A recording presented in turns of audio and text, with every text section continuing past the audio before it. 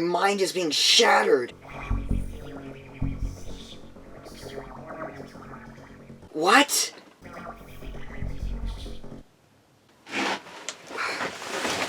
Where am I?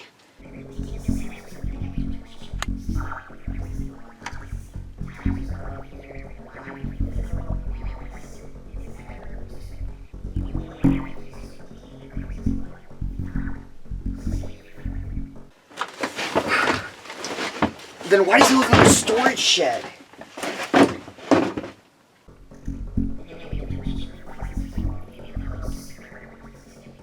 Oh, well, that's just depressing. Well, I guess the only thing I can do is just do what I do best, look for more frickin' clues. Great, I can't snap my fingers. Note number 1. Note number 4. Oh, I get it. In order to face the future, I first need to face the fears of my past. Hey Rob, by any chance do you have Apple TV Plus or whatever the fuck on here? Alright, well I guess since time is irrelevant here, I'll start watching Panty and Stocking again for the first time in years. Remember 2012's meta humor? No, I'm not talking about ironic troll face memes or Facebook image macros, the real stuff. You could say that my style of internet comedy is very much inspired by 2012's meta humor, stuff like Classic Game Room and Bravo Man. But obviously, I was just a small child back in 2012. I wasn't able to fully appreciate this stuff.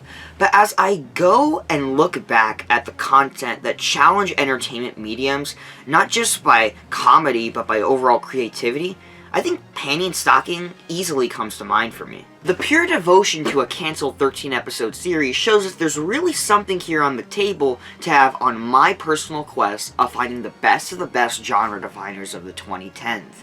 I mean, there has to be a reason why this is such a cult classic a decade later. So, with that out of the way, here is a look back at Panty and Stocking. Now, here's a normal plot summary so you can understand what the hell you're looking at. Panty and Stocking Anarchy were angels, but they were kicked out of heaven due to doing too much sinning. Panty represents lust, while Stocking represents gluttony. Out of heaven, they go straight to Dotton City, a city more dirty and disgusting than the streets of New York, a pure vile mess of a town where only evil roams free. In other words, the whole town is haunted by demons, and the only ones left to clean up the mess are Panty and Stocking. Defeating demons will give them heaven coins, and enough heaven coins will let them go back to heaven. It's a typical Monster of the Week show with a lovable cast of recurring characters, killing each demon with Panty's weapon of choice, a pair of panties that turn into a gun, and Stockings, which is a stocking that turns into a sword. Oh yeah, did I mention that the show counts as an anime? I mean, I think for a normal show, the plot is pretty bold and ambitious, but for an anime, this is just so fresh. But yeah, it's definitely one of those shows that is technically an anime, but should be viewed within the lens of a Western cartoon. And by cartoon standards, I have to quickly say that you need to watch the show dubbed. There's more in-depth videos on why the original Japanese butchers the show and why the English one is better, but pretty much to sum it down, it has much better voice acting, and much better written and complex jokes since the English lexicon has more complex swears than Japanese. All the visual gags that wouldn't be in English would be an eyesore to read, and if that's not enough, even the writers themselves have gone to say that they were not satisfied with the original dubbing. So, yeah, it's really just a show that has been made to be watched in English, just like a cartoon. Well, for a show like this, the ambitious plot would mean nothing if the comedy didn't come first and foremost, since this is, of course, a comedy. And yeah, all my praises will have to come to a screeching halt. It's legit nearly split in the middle as a 50-50 when the show is funny and when it isn't. Some episodes are really well written and have a ton of laughs, while some are so unfunny that they are practically unwatchable. And in that case, it kind of reminds me of old Family Guy, where the jokes went by so fast that if you didn't enjoy one joke, another joke would come up pretty fast so you'd probably enjoy it. Except unlike that description, sometimes the unfunny jokes go by fast. Sometimes they last so long where you audibly sigh, and other times the unfunny jokes last an entire episode. The show heavily relies on gross-out humor to get a cheap kick. Vomiting, toilet humor, and cheap sex jokes rid the show. None of these gross-out parts are funny, they're just unfunny to the point where it's kind of honestly painful to watch. If you're the kind of person that can't stand cringe humor to the point where you have to look away from the screen, then yeah, the show probably definitely isn't for you. Which is a real shame, since when the show isn't being unfunny, it's actually not that bad, and it's really enjoyable. The characters have good chemistry with each other, and their interactions are fun to watch. And yeah, I don't know about you guys, but I think I'd classify the show as 2012's meta humor. There's a few parody episodes, a lot of funny references to American media. I mean, for a Japanese show to pull off American meta humor, they pulled it off extremely well. Oh, I almost forgot that this show counts as a Monster of the Week show, yet I haven't even talked about the action. Since the show is made by Gainax, of course the action is going to be top notch. It's incredible. It really is the star of the show more than the comedy. It's just so well animated, so well choreographed, it's just perfect. I don't even think I need to go in detail explaining why the action is so good. When you hear Studio Gainax, oh, you know shit's gonna be good. Oh yeah, and I can't believe I almost forgot how good the soundtrack is. Straight up, so many classics from the soundtrack CD. It's not the kind of thing that I constantly listen to, but re-listening to it, I'm surprised how many songs from here I still hum in my mind from time to time. Fly Away, Dancefloor Orgy, Fallen Angel, all just anime classics, even if a lot of the other songs can be a little forgettable. And of course, because they had to prove it was a great soundtrack, they even did a remix album, just like practically everything else I've reviewed on the show. I'm gonna be honest, I didn't even know this thing existed until a week ago, so I can't give a review on it, but from what I've heard, apparently it's actually pretty good, and it even includes an audio drama. So yeah, maybe I'll check it out one of these days. But then it hit me. It hit me harder than a truck on how the show has meta-infused humor, and I think it goes a lot further than just a few Transformers references. I think it would be total hypocrisy for someone to say they hated Panty and Stocking, and then a minute later turn around and say that Sonic for Hire is a masterpiece. The thing with these kinds of shows is that at times, they can be really unfunny, but when they're funny, oh, they're good. It's a genuine 10 out of 10. Plus, I didn't even forget to mention how great those last 3 episodes are. The show really ramps up the pace, and a series finale that's actually had me at the edge of my seat. Those last 3 episodes are so great that you completely just remember all the good things about the show instead of the bad, and you're okay with forgiving and forgetting the show's flaws. Same with something like Sonic for Hire. But honestly, I was reminded of a little show you might have heard of called Ninja Slayer, that actually some of the staff of the show ended up working on. And if you've seen Ninja Slayer, you know that a lot of the show is made to purposefully piss off the audience. So then it hit me. What if the show is purposefully trying to piss off the audience via being intentionally unfunny and intentionally gross and cringeworthy? I mean, it wouldn't be the weirdest thing Gainax has ever done, but still, that's a very Japanese-esque writing concept. It's pretty much unheard of in American media, so to have the show be structured so much like an American show, except for one aspect, I don't know, it just doesn't add up. Or who knows, maybe all my time watching shows has showed me absolutely nothing, and Panty and Stocking is secretly the next Evangelion, a cinematic masterpiece that only a special few can enjoy. But alas, we have to talk about how the last episode came and went with a cliffhanger. And as expected, the show bombed in Japan. It didn't do very well. It actually did alright in America, but still not enough to greenlight a second season. But I think we all know the real reason why this show never got a second season, and it's because of Studio Trigger. Quick history lesson if you don't know shit. Panty and Stocking and a ton of other shows were made by people at Studio Gainax.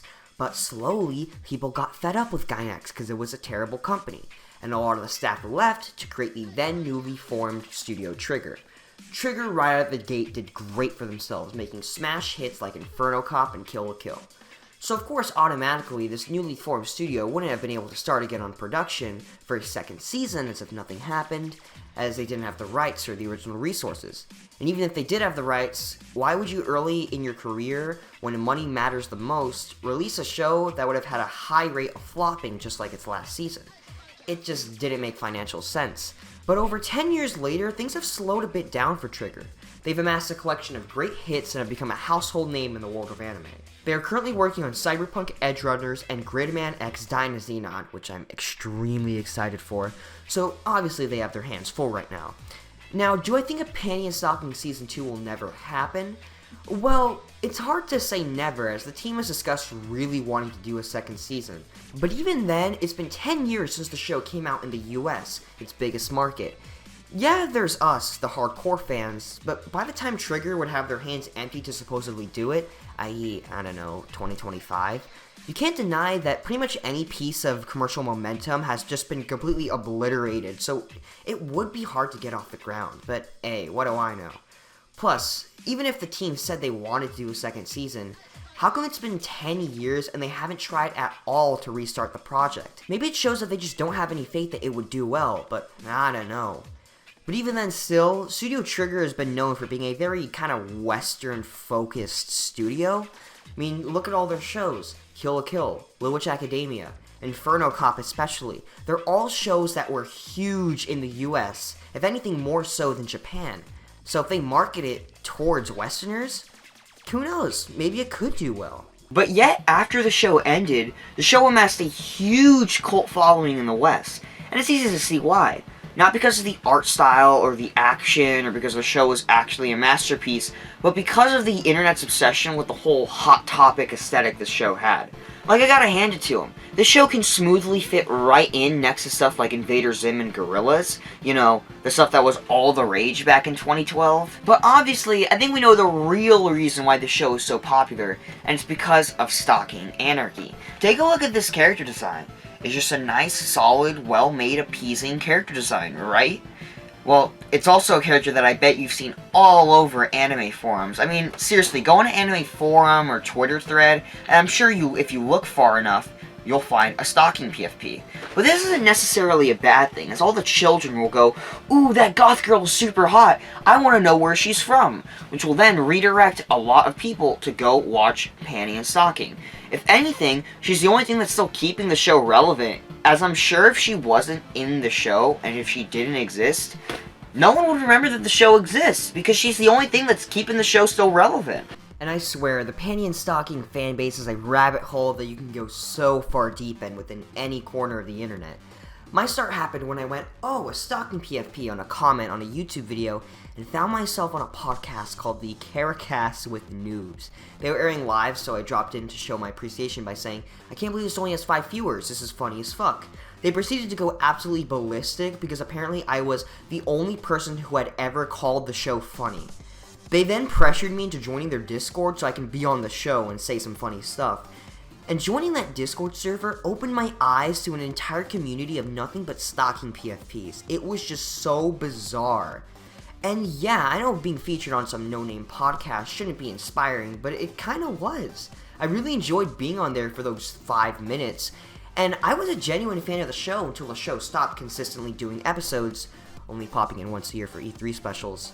Dead serious, the only reason why I started my podcast was because I got so fed up that no new Caracasts were coming out that I said, you know what, screw this, I'm gonna make my own podcast that's gonna be better than theirs. If the Caracast seems familiar, it's because I legit just stole their overlay for my podcast, and to the last episode, I still have used stolen assets from them, even though they kinda don't mind that much. And even then, the podcast wouldn't be where it is today without the help from the original co-hosts. Before Poke, the hosts were both stalking PFPs, then known Cream Force and Blaz. Shoutouts to the real ones. And the podcast was really the start of a renaissance for my YouTube channel. The podcast is realistically my biggest hit. It's opened me up to a new comedic style and has inspired all the other shows on the channel. If the podcast didn't exist, I guarantee you wouldn't be watching this video right now. In fact, the whole channel would have probably faded into obscurity due to a lack of fresh new ideas. And so I think because of that, I think you all can thank the Panty and Stalking community for helping me along the way.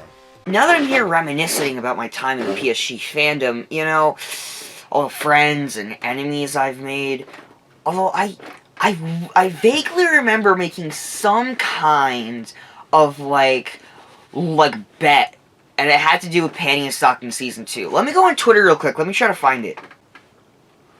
What the actual fuck? But alas, our time is running short. If you're a Panty and Stalking fan from back in the day, I appreciate you going through this nostalgic retrospective with me. I'd sure, you know, post your Panty and Stalking memories in the comments. I love to read them. I'm down for anything. But now, here's for the summary. Panty and Stalking is a show stuck between a will to be fresh, bold, exciting, disgusting, breaking the confines of what's acceptable in the media we watch, and trying to be a good show. For the writers, it doesn't work out all the time, But at the end of the day, I can't get myself to say I hated the show or I didn't enjoy it. I understand this is a show for a very niche crowd. It's a type of show that's always destined to be a cult classic. But I'm okay with that. If you found out the show isn't for you, you obviously found that out very early into the review. But for those of you that are still with me, I promise, give the show a shot, and if you find something that you enjoy, you'll have something with a lot to hold on to. But at least for me, I'll always remember this show as a meta classic of the 2010s. What? Shut the fuck up. Who the hell are you? I'm Tyler. I am alive. I've manifested. I've thrown away my body. That Blu-ray was a mere vessel for my power. I exist everywhere you know. I don't even know how to process that. Chris, you need to manifest. What? The Crimson's Odyssey. I can feel it. I've been searching in the air of the dimension for who knows how long.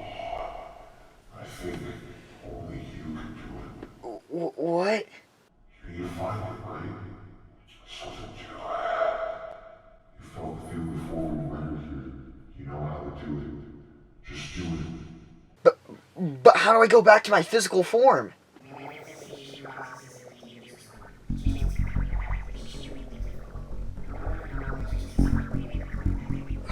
Well then how am I supposed to do this?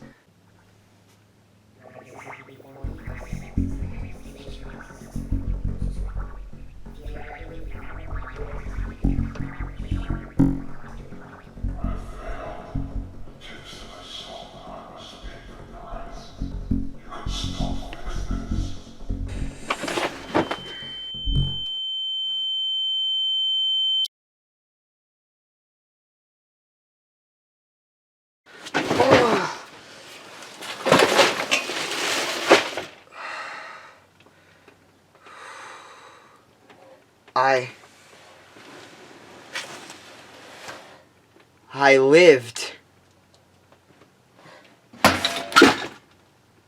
Wait. I know that I'm now a letter from you.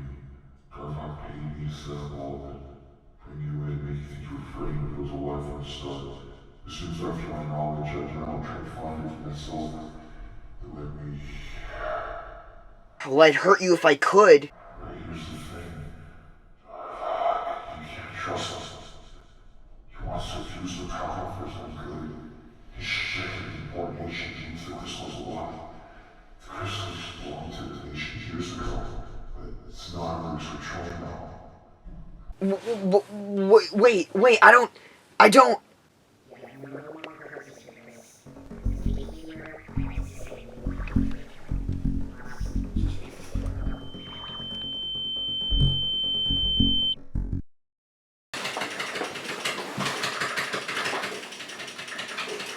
Hey, Darvoc, how's it going?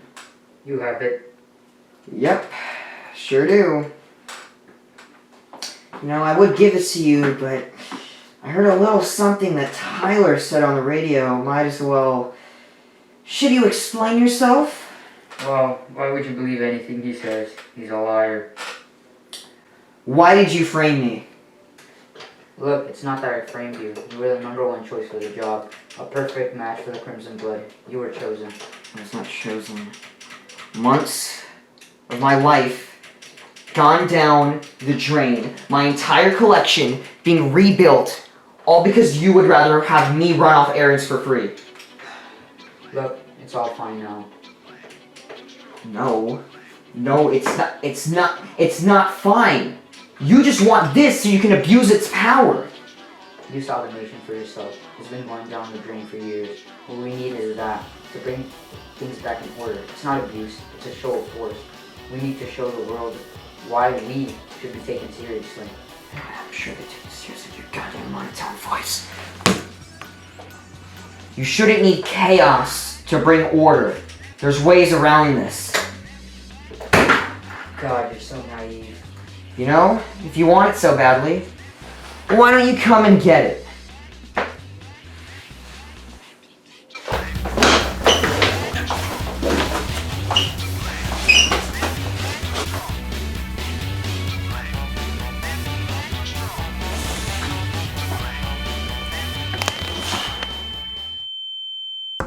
Damn it! The negative dimension. It's gone. What? Any possible entry to the negative dimension. They've all been closed off. It's been destroyed. Oh no, they've gotten wind of this. I can't fight. I need to go into hiding. You're acting ridiculous. The Crimson Blood has chosen you, but I don't approve of it. It's from our nation. And no matter what we do with it, it doesn't matter because it's ours. You are unworthy, and I'll make sure you know it. But no matter what, as long as the Crimson Blood is on Earth, it won't be safe.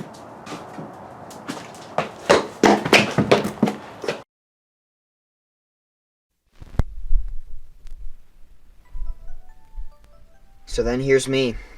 Everything that's happened has taken a toll on me. I haven't gone back to the Quadrant Nations. It's unsafe. I've taken Darvoc's advice and I've gone into hiding myself. It's weird being me, but not me. I came to meet him. On the brink, I was going to bury the crystal there. I wanted to put it all behind me. It's not my responsibility, I thought, until it hit me. Was it a striking of luck, or did the crystal choose me by fate? I don't know. But I remember the words Darvoc told me, that I'll face him one day.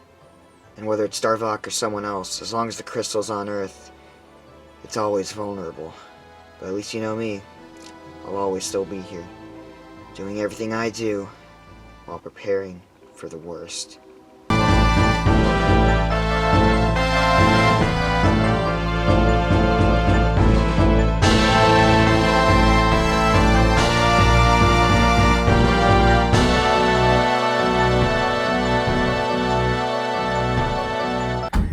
Hey Chris, for once you gotta stop doing your Ikaruga or whatever and do an end credit scene or else everyone in the comments is gonna complain. Oh, well, don't worry, because for once I'm not playing Ikaruga or pondering on all the months of my life that I just wasted, or how the new Redvox album came out while I was gone and it sucked completely.